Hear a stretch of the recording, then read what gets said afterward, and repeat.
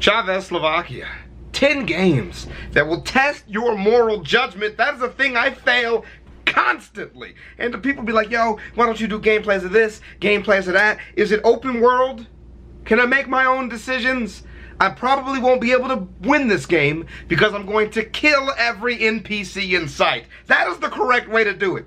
You ever played Mass Effect? That's the best one, where you get a like Paragon and Renegade selection. And I always choose the Renegade.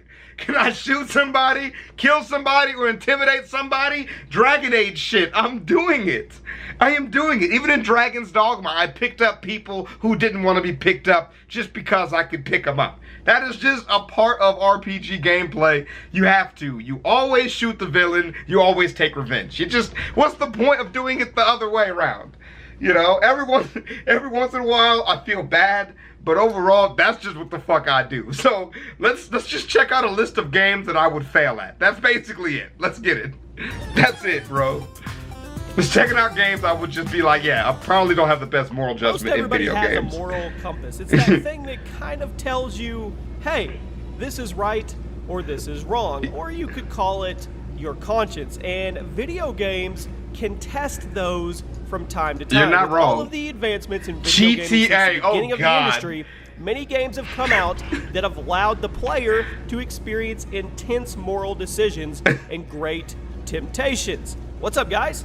Jimmy or Chaos, and today we are going to be counting down the top 10 video games that will test your moral judgment or your moral compass. We are going to see which way it actually points. These are games that made us scratch our heads with every decision presented to us and made us worried about every possible outcome. Basically, video games that played on your heartstrings as well. So sit back, drop a like on the video, and let's get into it.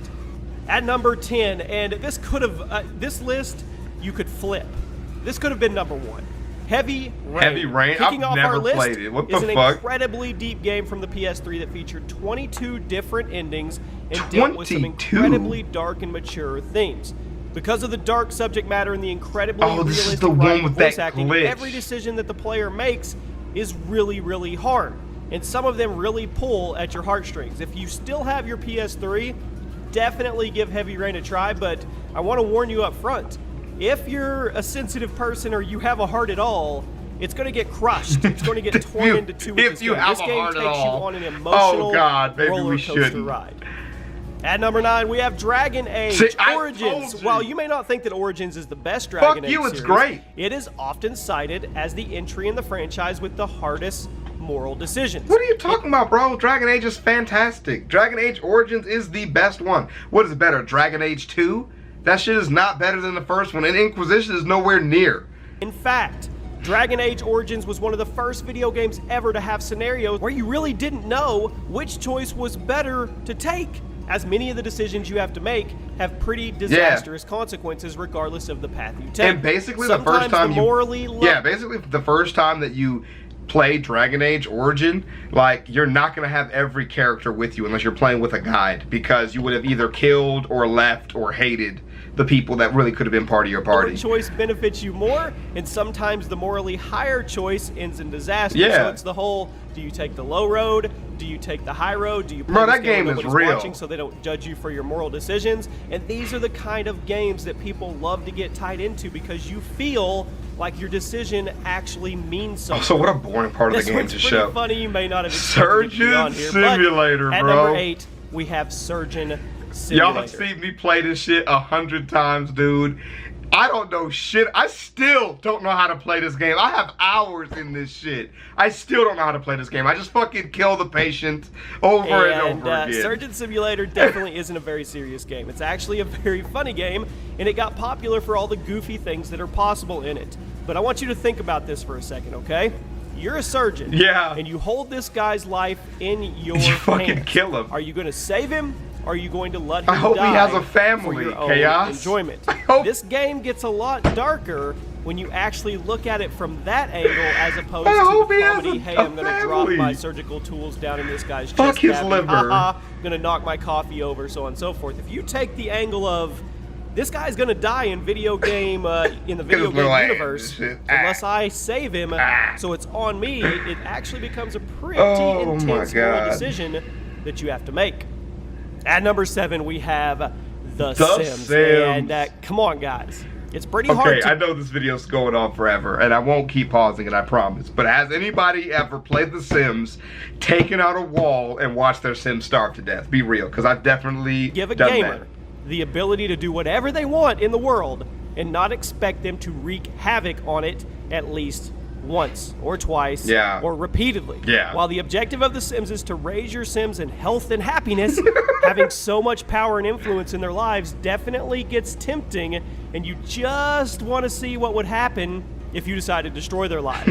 Playing God definitely isn't easy, but it's also very addictive in this Sims world. And if you've ever played Sims, I want you to be honest with yourself, with me and the viewers in the comment section. You let us know. Have you ever made a morally wrong decision in Sims just because you wanted to see what happened? Bro, I thought he was going to say the Mass same Effect shit series I said. takes the number 6 spot. Yeah, and Mass Mass Effect's Effect is a series killer, that bro. is so deep that it's almost impossible to get away from your bad choices. Yeah. While other games have morality determined on a scale, whoever's playing this game has a very Mass shitty Effect aim. is different. Holy In other fuck. games, you could do something morally bad but make up for it with other good reactions Nigga, or look at the actions fucking to balance aiming. out the What are you scale. doing? But Mass Effect never forgets. Remember that. It never forgets. Adding even more weight to every single decision you make. Why would you Maybe use you're this nice on to a everyone, husk, but you nigga? killed one of your partners. Maybe you saved the world. What are you but doing? You killed one of the civilians in the process. your life is The Mass difficult. Effect series will never let you forget any of these choices. Striker achievement. This next 'cause one you is dear can't to my aim. heart. If you follow me on Twitter, you probably already know this. At number 5, we have The Walking Dead. Still haven't finished those games. Specifically, Telltale ones? The Walking Dead, Telltale Walking Dead games. And no other game actually captures the terror of the zombie apocalypse like these, because it's not as simple as find food, kill zombies, as most gamers would have you believe. The Walking Dead shows you that there are a lot of choices you have to make, and many of them could lead to death or death of the other survivors, or I'm feeling combination of guilty both. now that I've never You mix played that it. together That's what I'm with the feeling right excellent now. writing and the voice acting these games have to offer, and you have an incredibly emotionally, morally judgmental experience on your hands. And one of the best gaming experiences of all times, if you ask me personally. Okay. Any Star Wars fans in the comment section? At number 4, Dude, we have Star Wars Knights of the Old Republic. This epic RPG presents some really, really tough choices for you. It seems like every single Star Wars fan has been asked, are you a Jedi? Are you a Sith? Is it going to be a red lightsaber or a blue? Is it the light or is it the dark side? But no game really makes the decision tougher than the Knights of the Old Republic. You'll soon find out that it's not such an easy choice between the dark side or the light. See that gross Both ass sides lag? have incredible powers and abilities and rough prices to pay to unleash their full potential. If you truly want to be a Jedi, you have to give up and sacrifice a lot. If you want to be a Sith, you have to do some dark deeds. Knights of the Old Republic will definitely decide if you're a Jedi or Sith, but will also have some incredibly tough choices for you along the way. At number 3, and we've talked about this game on previous top 10 videos. What happened? Rapeplay. And you may not think there's a lot of moral decisions to be made in a game about actually doing this to people, if we're honest, okay? And there really isn't. But the real moral decision in this game is whether or not you actually play the game. If you play this game, you may want to take a look in the mirror.